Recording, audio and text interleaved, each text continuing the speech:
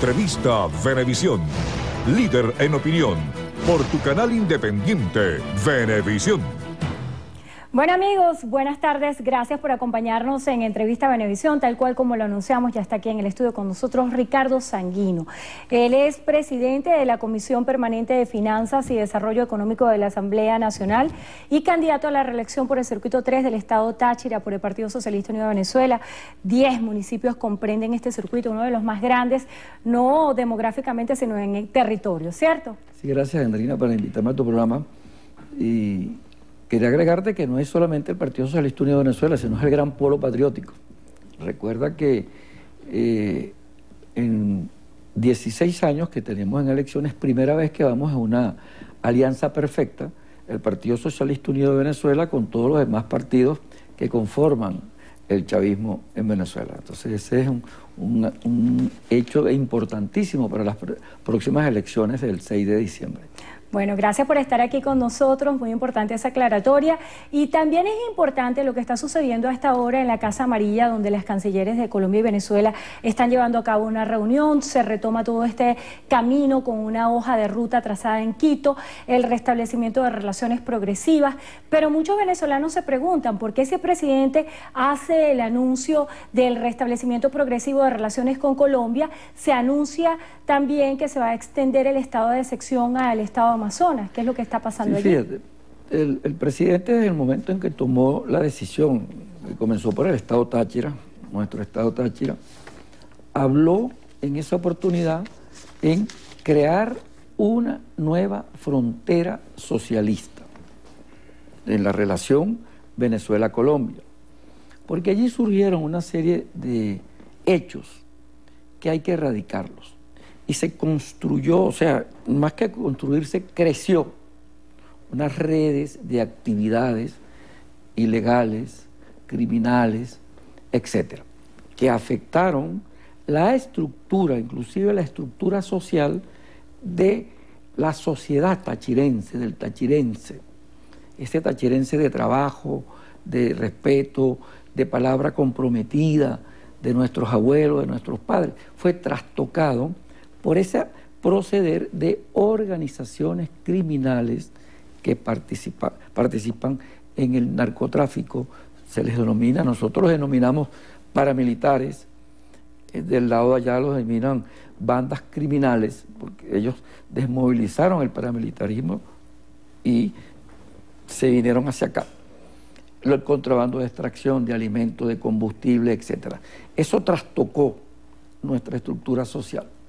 Eso lleva tiempo, eso no es de la noche a la mañana, como tampoco surgió de la noche a la mañana. Eso viene progresivamente y se intensificó en este último año y medio. Se intensificó con una serie de acciones que generaron perjuicio e impidieron que nuestros compatriotas, nuestros ciudadanos y ciudadanas pudieran acceder a los bienes y los servicios esenciales. ¿Por qué extender el estado de excepción a Amazonas si se está tratando de un restablecimiento progresivo de las relaciones con Colombia? Porque fíjate que son actividades distintas. En el caso de Amazonas, ya es un espacio de selva, etcétera. Hay un proceso de destrucción del ambiente, hay personas en búsqueda de metales, etcétera, que van dañando el ambiente.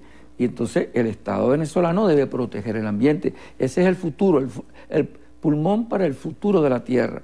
Entonces hay que ir tomando las decisiones mientras, porque el presidente lo dijo, Nicolás Maduro anoche lo dijo, hay unas metas en las cuales hay que cumplir y de manera progresiva se va retomando y normalizando las relaciones previos acuerdos que van a surgir de las distintas mesas de trabajo. Y en esas declaraciones, precisamente el día de anoche, el presidente Nicolás Maduro hacía un mea culpa, un reconocimiento de que tal vez no se había manejado la situación de la frontera de una manera tan eficaz como se ha debido, y se ha hablado de la construcción de una nueva frontera.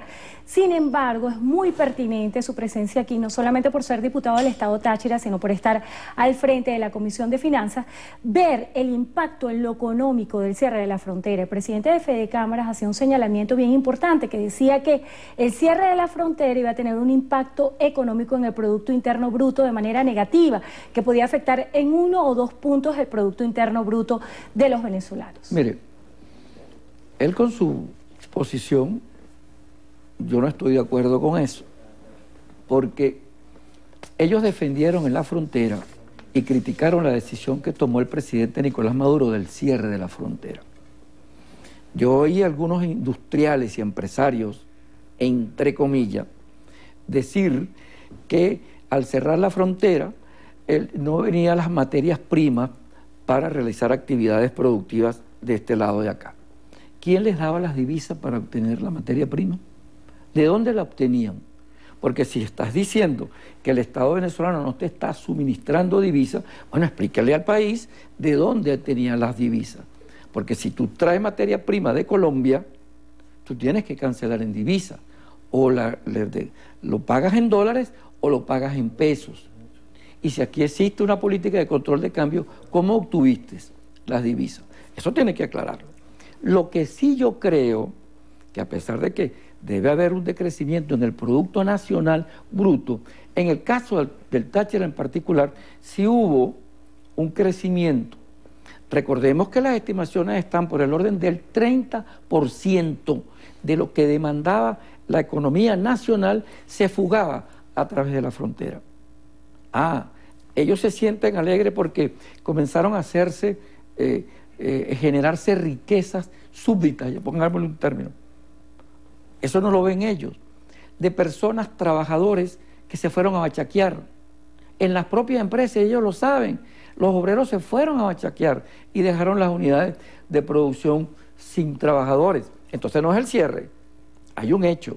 Diputado, esta arista que usted toca del contrabando de extracción es muy importante y para muchos economistas atacar o dar respuesta al contrabando de extracción no reactiva el aparato productivo y también el tema de la paridad cambiaria se convierte en un punto de debate. ¿Qué es lo que se debería hacer en este nuevo esquema que se está planteando con una frontera nueva, una frontera sana? Lo primero que tenemos que decir es que Colombia legalizaba un término que solo se ha dado en Venezuela, el contrabando de extracción.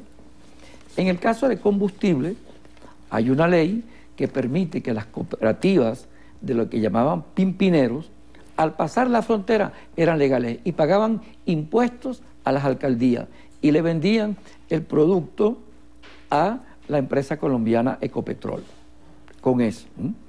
En el caso de la moneda, hay la resolución número 8 de Colombia, en el cual dejó en manos de las casas cambiarias de allí de la frontera establecer la tasa cambiaria distinta a la tasa cambiaria que reconoce el Banco de la República de Colombia. Allá estaba en un momento 200 pesos por un bolívar y en la frontera estaba 8 o 6 pesos por un bolívar, por la manipulación de mafias. Mire, lo que aconteció en la frontera colombiana no aparece en ningún texto de economía, ni en ningún texto de teoría monetaria. El que fuesen los venezolanos y también colombianos a vender su moneda en otro país, eso no se había visto nunca. Eso tiene una explicación, que es un manejo de las mafias criminales que están asociadas, y nosotros estamos claros en eso, con el imperialismo norteamericano, que halló una vía con la cual atacar a la economía del gobierno bolivariano y crearle inestabilidad. Para muchos sigue siendo un argumento político lo que distintos voceros del gobierno han denominado como guerra económica. En este sentido, si se admite la existencia de una guerra económica, ¿qué es lo que viene? ¿Qué es lo que va a pasar en los próximos meses, comprendiendo que este año es un año electoral? Mire, cuando un empresario, un importador, un distribuidor de combustible, por ejemplo, que tiene una autorización de Petróleos de Venezuela, de PDVSA, sí, Petróleos de Venezuela, y él recibe combustible para vendérselo a los agricultores, hablemos del gasoil, para vendérselo a los transportistas, y él crea empresas fantasma, vende una parte a una empresa que es real y el resto lo envía a Colombia. Eso no es una guerra económica, eso no es un ir en contra de su país. O sea, no son posiciones de carácter político, son realidades, son realidades. También podemos hablar de una institución financiera cuando permite que empresarios, entre comillas, colombianos, que tienen cuentas en los bancos venezolanos y comienzan a hacer las transferencias a quien saca 100.000 bolívares en billetes de 100 y 50 y va y lo vende y le dice yo te compro en eso en 110.000 bolívares y le transfiere en 110.000 y eso es una cadena. El banco tiene que ver qué es lo que pasa allí. ¿Esa actitud qué es? Diputado, se nos está agotando el tiempo. Hoy en un diario de circulación nacional apareció un trabajo en el cual se destaca que el poder adquisitivo ha caído en un 40% en lo que va de año. También estos economistas aseguran que solo la unificación cambiaria puede acabar con las mafias que controlan las divisas. ¿Cuál pudiera ser la respuesta para esto? ¿Se va a tratar de hacer una unificación cambiaria en Venezuela? Las mafias que controlan las divisas de Colombia son divisas provenientes de actividades ilícitas. El control de la divisa en Venezuela lo tiene el Estado venezolano, que es la que se transa en el 630, en el CIMAT y en el CICADI. Todo lo demás, mayoritariamente, proviene de origen indescriptible, incierto, oscuro. Ahora, yo estoy de acuerdo, yo así lo creo, que al nosotros salir de esta situación debemos revisar nuestras políticas económicas, nuestras políticas cambiarias, nuestras políticas de precios, nuestras políticas de incentivo a la producción. Pero el llamado también es a todos los venezolanos y venezolanas, al empresario que verdaderamente quiere trabajar por el país, bueno, que lo haga de manera correcta. Diputado, aspira a la reelección. ¿Cuál es el mensaje que usted le da a los tachirenses? ¿Cuál es la oferta electoral? ¿Qué le está proponiendo usted a sus coterráneos? Bueno, fíjese, nosotros no es una oferta individual del diputado Ricardo Sanguino. Nosotros tenemos un plan de la patria que ha venido ejecutándose. Nosotros tenemos un modelo de país. Intensificar ese modelo.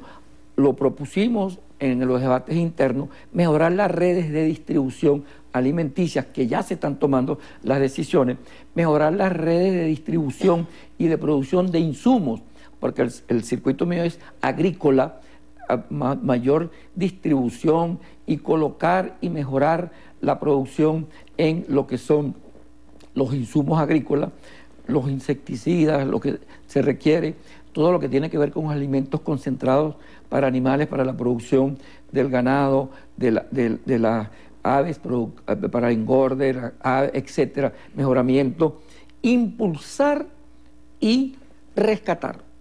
Rescatar fundamentalmente ese concepto que tiene el andino del trabajo, del esfuerzo, de la palabra empeñada, de hacer producto su riqueza de su esfuerzo de trabajo. Ese es el mensaje, echar atrás, dejar de lado, porque hubo gente que se desvió, ese dinero fácil del contrabando de extracción, del trasegar gasolina, etc.